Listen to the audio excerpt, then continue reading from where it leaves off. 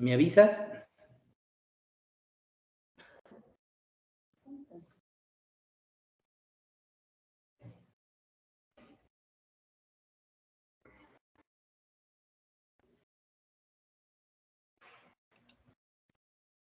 ¿Me avisas si se ve?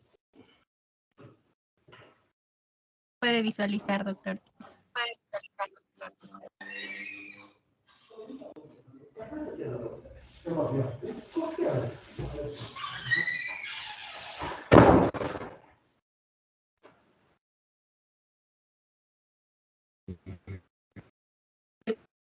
Cecilia. Cecilia. Sí, doctor. Ya, muy bien, vamos a empezar. Miren, en estos 30 minutos vamos a hablar de taquiarritmias para que ustedes no les tengan miedo a esto y puedan conversarlo bien. Recuerden, las taquiarritmias se dividen en dos grupos grandes, QRS angosto y QRS ancho. Todo lo que esté encima del nodo auriculoventricular es QRS angosto y todo lo que está debajo es QRS ancho, salvo que el paciente tenga bloqueo de rama derecha o rama izquierda. Es la única excepción, ¿de acuerdo? Muy bien, pero nosotros QRS angosto, lo que es supraventricular, lo que es QRS ancho es ventricular, hasta demostrar lo contrario. Entonces, cuando ustedes tengan, por ejemplo, esto, o tengan esto, ya sepan primero cómo definirlo. Lo de arriba es taquicardia, QRS ancho, perdón, QRS angosto y taquicardia, QRS ancho. Aquí están pensando que es supraventricular y aquí están pensando que es ventricular. Listo, hasta ahí hemos ganado mucho con ustedes. Entonces, taquicardia QRS angosto menor de 120 milisegundos. Taquicardia QRS ancho mayor de 120 milisegundos. Perfecto. Entonces, yo tengo una taquicardia QRS ancho y una taquicardia QRS angosto, como estamos viendo acá. Perfecto. Entonces, de ahí ya hemos ganado bastante. Entonces, las taquicardias van a clasificarse según el tamaño del QRS en angosto o ancho. Perfecto. Ahora, las taquicardias también se van a clasificar si son regulares o si son irregulares. Bien, como estamos en QRS angosto, si son regulares, taquicardia sinusal, taquicardia supraventricular, si son regulares. Si son irregulares, obviamente, ¿cuál sería irregular una taquicardia? La fibrilación auricular. O una taquicardia auricular multifocal. Muy bien. Entonces, QRS ancho, si es regular, perdón, QRS angosto, si es regular o es irregular. Si es irregular, fibrilación auricular o taquicardia auricular. Si es regular, una taquicardia sinusal o una taquicardia por entrada. Listo. Si es un QRS ancho, si es regular, taquicardia ventricular. Si es un QRS ancho regular, podría ser una taquis supraventricular con conducción aberrante en cristianos. Si yo tengo un bloqueo de rama izquierda o un bloqueo de rama derecha y ese paciente hace fiebre, va a ser taquicardia, pero no va a ser una taquicardia ventricular, no lo van a descargar, ¿cierto? Ahora, si por ejemplo yo tengo un bloqueo de rama izquierda o rama derecha y encima tengo fibrilación auricular, también me va a dar QRS ancho, ¿no? Entonces es muy importante que sepan eso. Entonces, las taquicardias jóvenes se van a clasificar en dos grupos, las supraventriculares y ventriculares. Las supras, o QRS angosto, y las ventris, QRS ancho, con las excepciones que hemos dicho. Ahora, si son irregulares, están pensando en fibrilación auricular o taquicardia auricular. Si son regulares, taquicardia sinusal o taquicardia de reentrada. Listo. Para no hacernos mucho problema. ¿De acuerdo? Muy bien. Entonces, en el caso de las taquicardias QRS angosto o QRS estrecho, yo debo estar pensando si es regular, taquicardia sinusal, taquicardia por reentrada. Básicamente, deben recordar algunas cosas, jóvenes. Yo no les pido que sepan todo esto, pero sí deben recordar que el fenómeno más importante de génesis de arritmias es la reentrada. Entonces, les pregunto, ¿cuál es el mecanismo más importante de arritmias? El mecanismo de reentrada. Listo. Ya. Ahora, si ustedes tienen una taquicardia, ustedes ven una taquicardia QRS angosto y encima es irregular, deben estar pensando en fibrilación auricular con respuesta ventricular alta, lo que llamamos en las historias un FARVA. O lo otro es una taquicardia auricular multifocal, es decir, son irregulares porque tengo diferentes ondas P. Por ejemplo, si yo tengo esto, ¿qué sería? Una taquicardia QRS angosto. Y como está regular, estaría frente a una taquicardia paroxística supraventricular. Muy bien. Entonces, yo ya a partir de eso, ya estoy pensando en eso. Ahora, como les decía, yo no pretendo que ustedes sepan qué es ortodrómico, qué es antidrómico y qué es... Lo que yo quiero que entiendan es que si yo tengo una taquicardia QRS angosto, tengo que ponerle su apellido, su nombre, taquicardia subcarventricular, si es de reentrada o no es de reentrada. Básicamente eso. Listo. Entonces, cuando yo tengo una taquicardia QRS angosto, es decir, un QRS menor de 120 milisegundos, las preguntas siguientes que yo me hago ¿es regular o es irregular? Si es irregular, estoy pensando en fibrilación auricular. Básicamente, eso es lo que quiero que ustedes sepan. ¿Es fibrilación auricular o taquicardia auricular multifocal? Ya. Ahora, si la taquicardia es regular, la otra pregunta que me hago, ¿se ve las ondas P? No se ve las ondas P. Si ustedes no ven ondas P, están pensando en taquicardia de entrada del nodo auriculoventricular. ¿Por qué es importante esta clasificación? ¿Por qué? Porque las taquicardias van a ser por entrada a nivel del nodo ventricular o va a ser por una reentrada por un asa aberrante. En el caso del Wolff-Parkinson, muy bien. Entonces, a ver, si yo tengo una taquicardia QRS estrecho y es regular, estaré pensando en taquicardia sinusal, la primera causa. Usualmente la taquicardia sinusal siempre es secundaria a algo. Ya está. ¿Por qué se llama sinusal? Porque se origina en el nodo sinusal. Muy bien. En el electrocardiograma, ¿qué voy a encontrar? Voy a encontrar que para que sea sinusal, tiene que cumplir dos criterios de ritmo sinusal. Tiene que tener onda P, tiene onda P. La distancia entre R y R es regular, sí es regular. Y la frecuencia cardíaca está más de 100. Y obviamente todas las P's son de la misma morfología y son las más bonitas. Entonces tengo taquicardia sinusal. Existe un término que se llama taquicardia sinusal inapropiada. ¿Eso qué quiere decir? Por ejemplo, si yo hago ejercicio, normalmente mi frecuencia cardíaca va a aumentar. Pero cuando aumenta en forma desproporcionada ese estrés fisiológico o un estrés psicológico, eso se llama taquicardia sinusal inapropiada. Usualmente más frecuente en mujeres jóvenes, ¿no? Probablemente alguna de ustedes, si les decimos que se han jalado en el examen de cardiología, probablemente hagan una taquicardia sinusal. Y si ustedes exageran esto, se llamaría taquicardia sinusal inapropiada. Muy bien. Y si es demasiado alta su frecuencia, probablemente se sincopen y ya terminen en la emergencia. Pero eso, como no va a pasar, no hay problema. Entonces, la otra taquicardia con QRS angosto es la fibrilación auricular. La fibrilación auricular, ustedes saben que se produce por formación de varios estímulos ectópicos. Y no baja su paciente. Y ya, si no baja, ya jefa. Correcto. Ahorita lo volvamos, mi equipo. ¿A qué hora ya dicho, Doc? 12. No, ya es 12. Para la tarde. Ya, disculpe, joven. Entonces, ¿por qué se produce la fibrilación auricular? La fibrilación auricular se produce por múltiples ondas de reentrada. Hemos dicho que el mecanismo más importante de arritmias es la reentrada. Muy bien, múltiples ondas de reentrada se forman tanto en la aurícula derecha o en la aurícula izquierda. Usualmente, los focos ectópicos de la fibrilación auricular es en la aurícula izquierda, a nivel de las venas pulmonares. Por eso ahora se hace ablación de venas pulmonares en los pacientes con fibrilación auricular. La frecuencia dice 400 latidos por minuto, pero recuerden, es frecuencia auricular. Ustedes saben que uno tiene un nodo sinusal que late a 60 por minuto, esos 60 latidos viajan al nodo auriculoventricular y disparan los 60 al resto de ventrículo. Eso es normalmente. Pero ¿qué pasa? Si yo tengo una aurícula que está media anormal, va a disparar múltiples focos, múltiples latidos, en este caso entre 300 y 400 latidos. Esos llegan al nodo auriculoventricular, pero no todos van a estimular al ventrículo.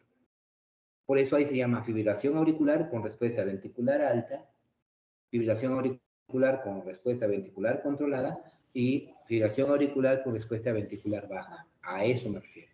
Pueden llegar 400 o 500 latidos de la aurícula, pero no todos van a ser conducidos por el ventrículo, por el NOAB. ¿Ya? Entonces, usualmente esto es más o menos como suelen andar ustedes, ¿no? Caóticos y estar en estado aleatorio, ¿no? Y están asociados a un ritmo ventricular irregular. Muy bien. Es importante la fibrilación auricular. ¿Qué es lo particular de la fibrilación auricular? Que la distancia entre RR es irregular. Y tenemos a esas famosas ondas F, que no son más que ondas P anormales o latidos auriculares anormales totalmente amorfos. Entonces, es importante que recuerden eso. Entonces, luego tenemos el flúter o aleteo atrial. Esas famosas ondas de serrucho. Ustedes ven acá que no hay ondas P, pero sí tenemos unas ondas así tipo dientes de serrucho. Y la diferencia entre el flúter y la fibrilación auricular es que la distancia entre R y R son iguales acá. No tengo ondas P, pero las RR son iguales, ondas de serrucho.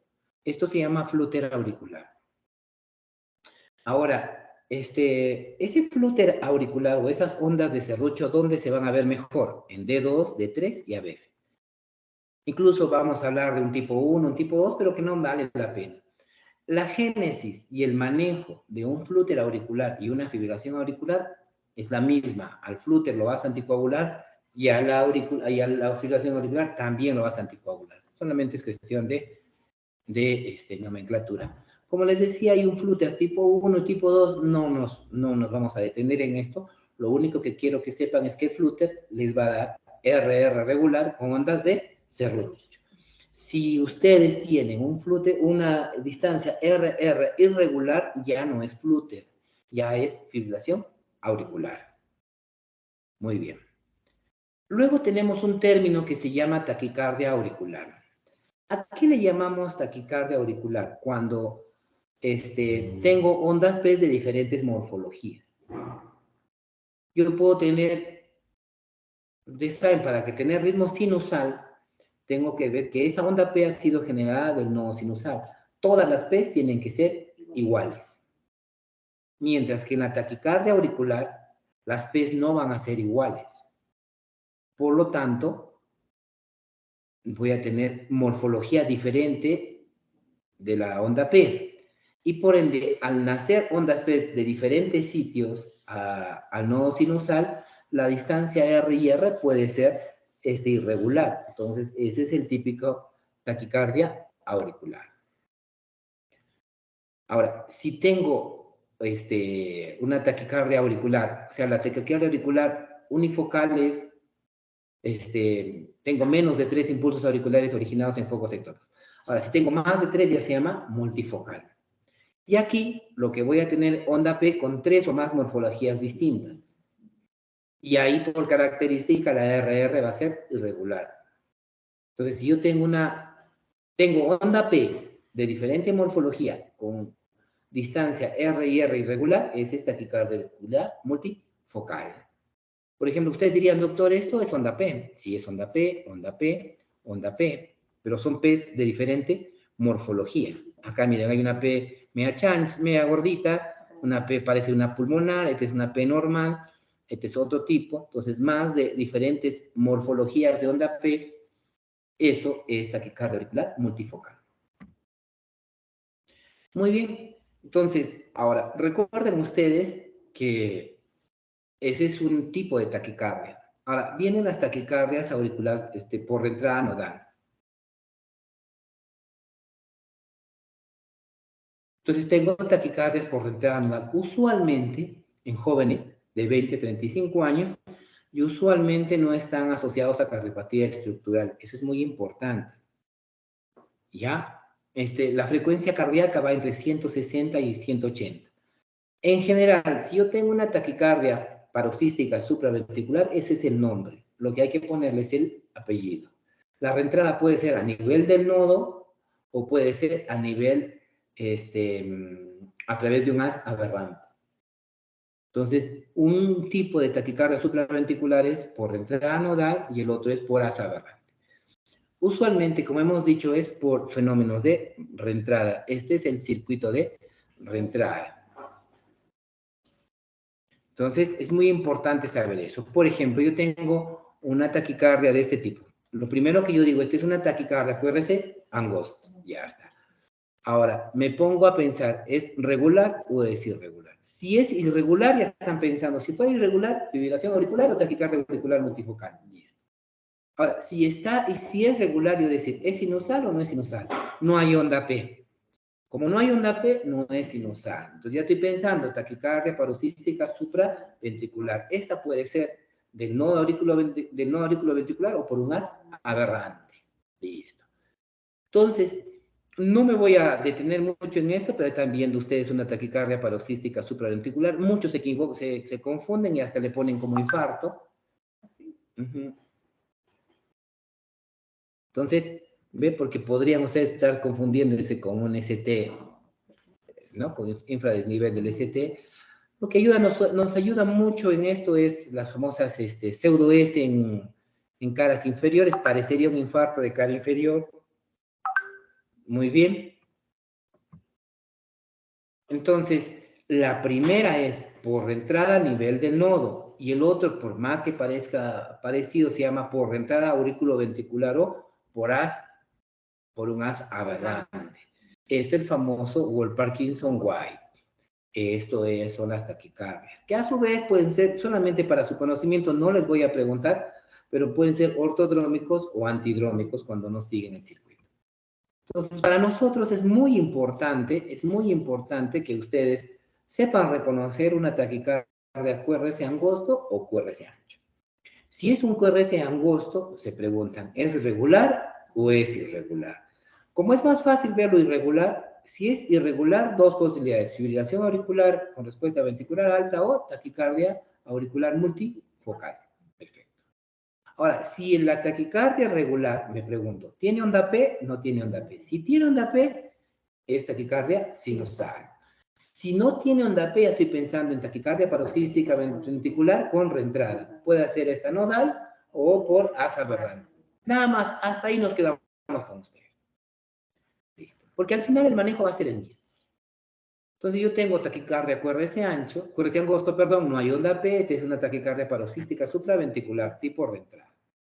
Entonces, lo que hay que saber es cómo se inicia la taquicardia, cómo termina la taquicardia y a qué latidos están. Nada más. Siempre van a preguntar ustedes si tiene onda P o no tiene onda P. Siempre les preguntan cómo es el PR y el RP. No me voy a detener mucho en eso, pero lo único que quiero que sepan es esto. Miren, esta es una taquicardia paroxística supraventricular. Está acá y da una pausa y acá termina. A veces puede terminar con un extrasístole ventricular. ¿De acuerdo? Bien. Le llaman famosa, cuando ustedes lean famosa pseudo S, ¿no? Aquí pareciera miren ustedes en D2, D3 y AF, parecían una S profunda. Esta es una P retrógrada. Acá hay una pseudo R también, pero en cristiano esta es una taquicardia paroxística supraventricular tipo reentrada. ¿Ya? Porque si no los voy a confundir demasiado. Esto ya es para lo que hacemos esta parte de arritmia. Entonces, si yo tengo una taquicardia QRS angosto, me pregunto si es regular o es irregular. Si es irregular, FA con respuesta ventricular alta o taquicardia auricular multifocal. Listo. Y si es regular, ¿tiene onda P o no tiene onda P? Si tiene P, taquicardia sinusal. Si no tiene P, taquicardia de reentrada. Listo. Ese es igualito a la taquicardia auricular. No nos vamos a detener mucho. Ya está, esto es con haz accesorio. Solamente quiero que sepan acá, por ejemplo, acá le llamaban por haz accesorio porque tiene alternancia. Un complejo chiquito, uno grande, chiquito, uno grande, y esto es típico de las taquicardias de entrada por haz accesorio. Muy bien. Entonces, ¿qué hago yo cuando tengo un ataque supradoctor? ¿Y para qué tanta cosa ustedes se rompen la cabeza? Lo primero que tengo que ver en un ataque QRS angosto es, ¿está estable o está inestable? Si el paciente está inestable, no se van a poner a detener si es de reentrada nodal, auriculoventricular. Si está inestable, cardioversión sincrónica. Ya, una vez que responde, si el paciente responde, ya yo podré estimular, usar adenosina, etc. Ahora, si el paciente tiene un ataque supra y está estable, tranquilo, como dice acá, calma, vemos el monitor, hacemos primero maniobras vagales. Lo puedes inducir al vómito, le dices que puje, algunas personas se ponen hielo, algunas les hacen masaje carotidio, y si esto no funciona, recién recurrimos a la adenosina, que es el medicamento del éxito. Si esto no funciona, ya tendré que usar otros tipos de elementos, pero como ustedes verán, lo primero es maniobras vagales, si está estable. Y si no funciona, recién adenosina. Y la adenosina la tenemos en el mercado. No todo es amiodarona, ¿eh? Muy bien. Entonces, si yo tengo una supra, ya saben cómo enfocar una supraventricular. Ahora, el problema es esto, porque algunas veces tenemos las arritmias ventriculares y esto se ve en los médicos que hacen cuidados críticos en una competencia plena con la que está a su costado, porque las arritmias ventriculares pueden llevar a la muerte. Entonces, yo tengo un paciente con ritmo sinusal, estas pueden ir a la taquicardia ventricular, fibrilación ventricular y asistolia. Entonces, esto es lo peligroso de una arritmia ventricular. Entonces, ustedes saben que las alteraciones del impulso pueden ser a nivel sinusal o pueden ser por focos ectópicos, ¿no? Y los focos ectópicos pueden ser auriculares, puede ser a nivel de la unión auriculoventricular o pueden ser a nivel del ventrículo propiamente dicho, que en este caso vamos a hablar de las ventriculares. Entonces, los focos ectópicos pueden dar contracciones ventriculares prematuras, pueden dar taquicardia ventricular, flúter ventricular o fibrilación ventricular. Y a esto le llamaremos nosotros los famosos extrasístoles ventriculares. Esto es importante porque los extrasístoles ventriculares, ¿dónde se pueden producir? En el ventrículo derecho o el ventrículo izquierdo. Ahora, obviamente, cuando uno tiene arritmias ventriculares, usualmente debe estar pensando que hay una cardiopatía estructural de base. Los extrasístoles supraventriculares son relativamente frecuentes en jóvenes y no están asociados a cardiopatía estructural. Entonces, es muy importante que recuerden ustedes. Ahora, si yo tengo extrasístoles ventriculares, siempre tengo que descartar que haya cardiopatía isquémica de base. Es muy importante eso. Muy bien.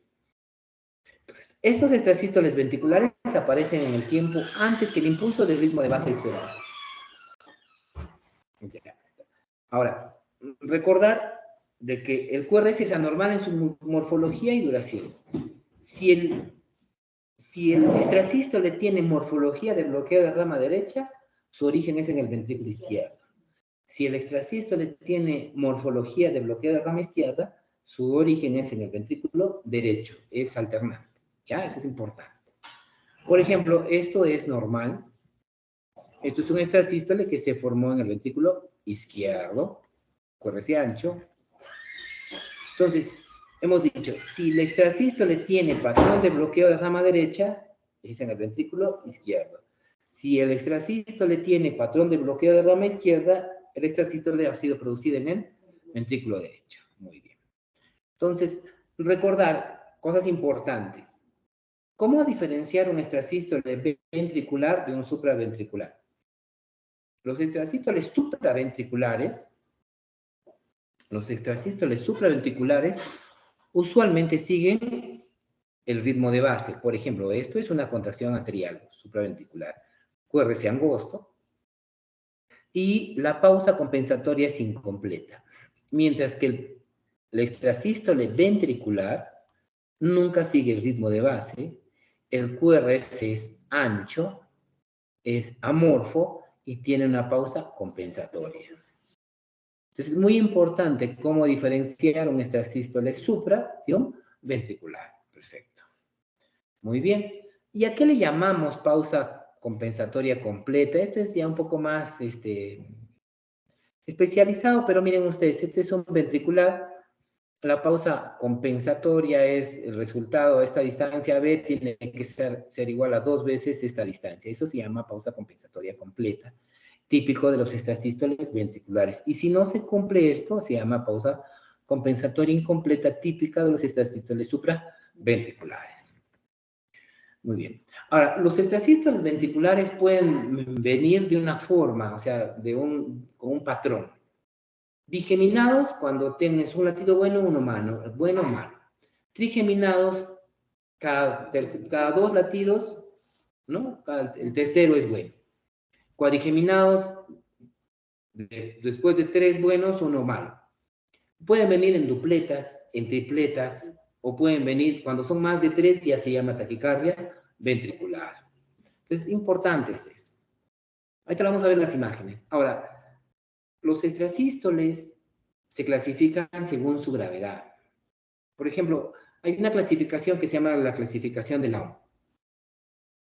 Si tengo extrasístoles aislados menos de 30 por hora, es de tipo 1. Si son más de 30 por hora, es grado 2.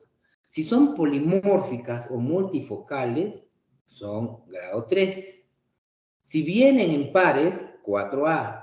Si vienen en salvas de 3 o más, 4B. Y si hay fenómeno R sobre T, es de grado 5. En cristiano, ¿qué significa eso? Mientras más alto es el grado, mayor probabilidad de que haga taquicardia ventricular y haga fibrilación ventricular, y eso signifique muerte. Entonces, cuando yo tengo un extrasístole, tengo que ver si es complejo o es simple. Los simples son monomórficos, los complejos son polimórficos. Los simples vienen aislados, por ejemplo, pueden venir como tetrageminismo, eso es simple. Pero cuando vienen en dupletas, en tripletas o más de 3, que es taquicardia ventricular, es complejo, más riesgo de muerte. Si tengo fenómeno R sobre T, alto riesgo, complejo, alto riesgo de muerte. Por ejemplo, yo tengo tengo un extrasístole de tipo ventricular. QRS ancho, no sigue el ritmo de base y la pausa compensadora es completa. Esto es un extrasístole ventricular, por ahora sí. Aquí, igual, son monomórficos, miren ustedes, pero estos son simples, ¿eh? Son iguales, pero estos son de diferente morfología. Estos polimórficos. Esto es simples, estos son complejos. Muy bien. Ahora, igual modo, puedo ser uno bueno, uno malo, uno bueno, uno malo. Bigeminismo. Y a la vez este bigeminismo tiene la particularidad que es polimórfico. Ajá. Y aquí es bigeminismo y aquí es trigeminismo. 2 buenos y el tercero es el malo. Trigeminismo. Y esto se llama cuadrigeminismo o tetrageminismo. 3 buenos y el cuarto malo. Luego viene los complejos, cuando vienen en dupletas. Cuando vienen en dupletas ya es problema, ¿no? Cuando ustedes invitan a una persona extraña a su fiesta, no hay problema, puede pasar desapercibido. Pero si ustedes han organizado una fiesta y vienen 2 extraños, ya llaman la atención. Y si vienen 3 extraños y encima mal vestidos, llama mucho más la atención. Y si vienen más de 4, les malogra la fiesta. Eso se llama taquicardia ventricular. Tómenlo por ese lado. Entonces, es muy importante eso. Extrasístoles ventriculares monomórficos, extrasístoles polimórficos de diferente forma, bigeminismo, tienen que saber reconocer eso. ¿Y qué es el fenómeno R sobre T? Aquí está. Si yo tengo acá un latido bueno y justo el latido malo cae justo sobre la T, este fenómeno que se llama R sobre T puede generar una taquicardia ventricular. Y taquicardia ventricular equivalente de fibrilación ventricular. Y aquí igual también, ¿no? Tengo un fenómeno R sobre T, justo estaba por acá la T, por acabar, llega la R, ¿eh? Y me desencadena una tripleta ventricular y eso me puede dar taquicardia ventricular y fibrilación ventricular. Entonces, las causas de una arritmia ventricular a la cabeza, infarto de miocardio. Entonces, si ustedes tienen un infarto, pueden estar pensando que les va a hacer arritmia ventricular. ¿De qué se muere un infarto? Los infartos tienen tres grupos de complicaciones. Complicaciones mecánicas, complicaciones eléctricas y complicaciones hemodinámicas. De las eléctricas, la principal es arritmia ventriculares o bloqueos. De las hemodinámicas, shock cardiogénico o edema agudo de pulmón. Y de las mecánicas, ruptura de paredes libres, ruptura de cuerdas tendíneas, ruptura de septum interventricular o lo que le va a producir CIB. Entonces yo tengo que estar pensando en esas cosas. Si yo tengo un infarto, ese paciente puede hacer arritmias. Por ejemplo, este paciente tenía, si ustedes ven esto, es un ST elevado, ya esto ya no creo que no se hayan dado cuenta que este es un ST elevado, tiene todas las derivaciones altas, pero lo que me llama la atención acá es que ya está haciendo salvas de taquicardia ventricular, y eso es el paciente probablemente ya está entrando en grandes problemas. Otra cosa importante es de etiología congénita, la displasia ritmogénica del ventrículo derecho. Miren ustedes, hacen taquicardia ventriculares y el ventrículo derecho está totalmente displásico. No es en nuestro medio, pero el Chagas condiciona alta probabilidad de que haga una cardiopatía chagásica, y los pacientes con Chagas hacen alteración de la morfología ventricular y genera arritmia ventricular. Como verán ustedes esto es una taquicardia y fibrilación ventricular. El QT largo, recuerden ustedes que el síndrome QT largo condiciona probabilidad que uno haga arritmias ventriculares. Por eso es importante medir el QT. Aquí tenemos un QT largo y miren que ha hecho taquicardia ventricular y la arritmia compleja. Igual de lo mismo, tenemos un QT largo. Si ustedes miren el QT acá es recontra largo y esto me desencadena arritmia ventricular. Otra cosa importante que también se ve es el famoso síndrome de Brugada. El Brugada te da este patrón en silla de montar en V1, V2. Patrón de Brugada, siempre ese famoso. Si ustedes ven en V1, V2, un patrón de bloqueo de rama derecha en forma de silla de montar, eso es síndrome de Brugada. Y el Brugada está asociado a arritmia ventricular. Muy bien. Entonces, leer electrocardiografía es bonito, ¿no? O sea, un electrocardiograma normal es una obra de arte, ¿cierto? Pero a veces cuando empezamos a ver cosas malas, esto se va transformando, ¿cierto?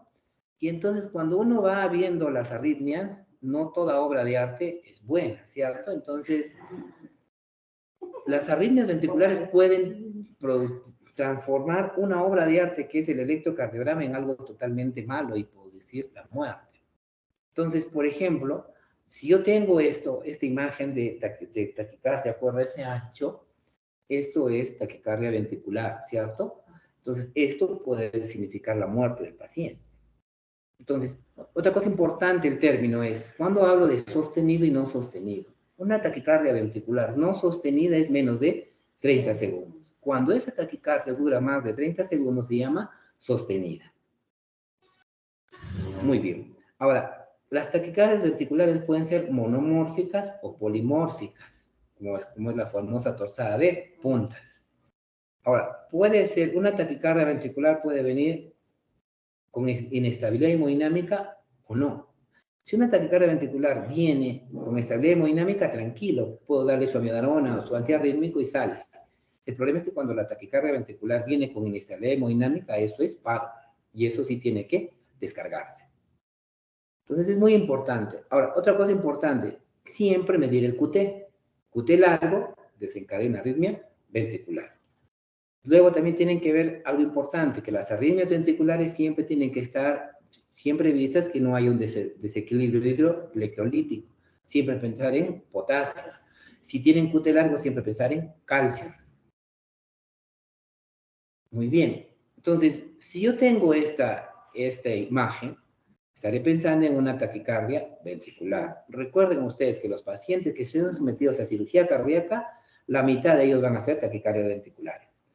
La taquicardia ventricular va a desencadenar fibrilación ventricular. Y la fibrilación ventricular es un tipo de paro cardíaco. Muy bien. Ahora, si yo tengo una taquicardia ventricular, inicialmente que es no sostenida, es decir, menos de 30 segundos, asociado a isquemia, eso sí o sí va a desencadenar fibrilación ventricular. Entonces, es muy importante que ustedes sepan reconocer esto en un electrocardiograma. Esto es una taquicardia ventricular. Toda taquicardia QRS ancho es ventricular hasta no demostrar lo contrario. Entonces, yo tengo, ¿cómo reconocer una taquicardia ventricular? Muy bien, yo sé que esto es QRS ancho y por ahí alguien me preguntará, me dirá, y doctor, ¿qué tal si ese paciente tiene un bloqueo de rama izquierda o rama derecha y está haciendo fiebre? Yo puedo ser o que tenga su marcapaso, por ejemplo, y esto va a ser taquicardia. Entonces, ¿cómo diferenciarla de una taquicardia, de otro tipo de taquicardia?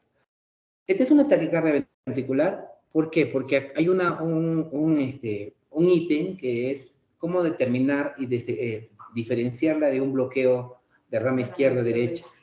Entonces, ahí veo que los famosos latidos de fusión. ¿Por qué acá se ven latidos de fusión? Porque el paciente está luchando. Estos son ritmos ventriculares. Y aquí por rato trata de salir a sinusal. ¿Sí? Un QRS angosto. Por acá un QRS angosto que justo se ha fusionado con un latido ventricular. Entonces, los latidos de fusión. Cuando yo veo un latido de fusión, es taquicardia ventricular. Luego también voy a ver latidos de captura. Es decir, el paciente está taquicardia ventricular, voy a estar viendo por ahí también ondas P, por ahí hay onda P que se ve viendo. Entonces, si yo veo onda P, significa que estoy saliendo al ritmo sinusal por ratos. Y aquí ven estos famosos latidos de captura. El organismo va a tener a defenderse. Obviamente, esto es en un paciente con taquicardia ventricular que está estable, porque si el paciente está en paro, no me está poniéndome a buscar eso, ¿cierto? Lo primero que yo veo una taquicardia ventricular con inestabilidad hemodinámica, lo tengo que descargar. Después ya me pondré a buscar eso. Entonces, yo veo esto. Tengo un electrocardiograma con esto. Esto es una taquicardia QRS ancho, ¿cierto? Esto, obviamente, en este contexto, el paciente estaba estable, porque no, si hubiese estado inestable, no hubiese podido tomar el electrocardiograma. Entonces, yo estoy viendo que el paciente tiene QRS ancho, una taquicardia QRS ancho, es regular, entonces si es regular, más frecuente que sea una taquicardia ventricular. Por aquí también lo que antes me dijo el doctor, ¿eh? Acá hay un famoso latido de captura, ¿ves? Está saliendo, se está escapando. Esto es una taquicardia ventricular. Muy bien. Entonces, yo también tengo que ver esto. Miren ustedes, como un paciente que estaba en ritmo sinusal, probablemente acá ha hecho el famoso fenómeno R sobre T y desencadenó una taquicardia ventricular. Más de lo mismo, miren ustedes cómo se está viendo eso. Ahora, existe un diagnóstico diferencial. Por ejemplo, si yo tuviese un bloqueo de rama izquierda o un bloqueo de rama derecha, si hace taquicardia, puede simular una taquicardia ventricular. Y es lo que ha pasado acá. Este es un paciente que no tiene taquicardia ventricular. Es un bloqueo de rama izquierda que ha tenido fiebre. Y yo no lo voy a descargar, ¿no? Entonces es muy importante en el momento de hacer el diagnóstico diferencial. Siempre su electrocardiograma de 12 derivaciones y el momento de evaluar. Ahora, el otro extremo de la taquicardia ventricular es la fibrilación ventricular. Si ustedes le hacen escribir a su hermanito y le dicen que hagan un trazado, eso es fibrilación ventricular. O sea, es nada, es el desorden en su máxima expresión. Eso es fibrilación ventricular. Entonces, como los antiguos hablaban, la fibrilación ventricular es de mantener al corazón como una bolsa de gusano. O sea, el corazón se contrae, pero ninguno de los latidos es adecuado. Por lo tanto, el gasto cardíaco va a ser cero. Eso es una forma de paro. El EKG es ritmo irregular, no hay onda P, no hay nada, o sea, eso es nada. Y ahí lo que tienen que es desfibrilar, ¿no? El único ritmo que se desfibrila, ¿cuál es? La fibrilación ventricular. No como en Grey's Anatomy que paran desfibrilando asistolioles, así es. ¿No? Entonces es muy importante.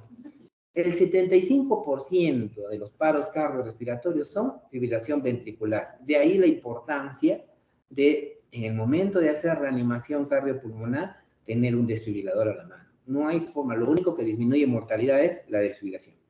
Entonces, si yo tengo este trazado, en el contexto, por ejemplo, de un infarto de miocardio, este paciente es una fibrilación ventricular.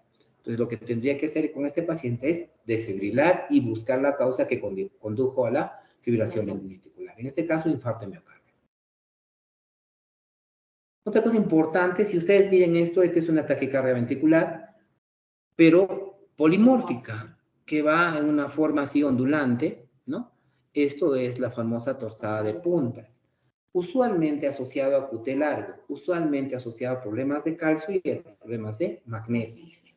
Entonces, si ustedes tienen una torsada de puntas, si está con inestabilidad hemodinámica, descarga, luego administrarán su magnesio, luego buscarán calcio, etc. Entonces,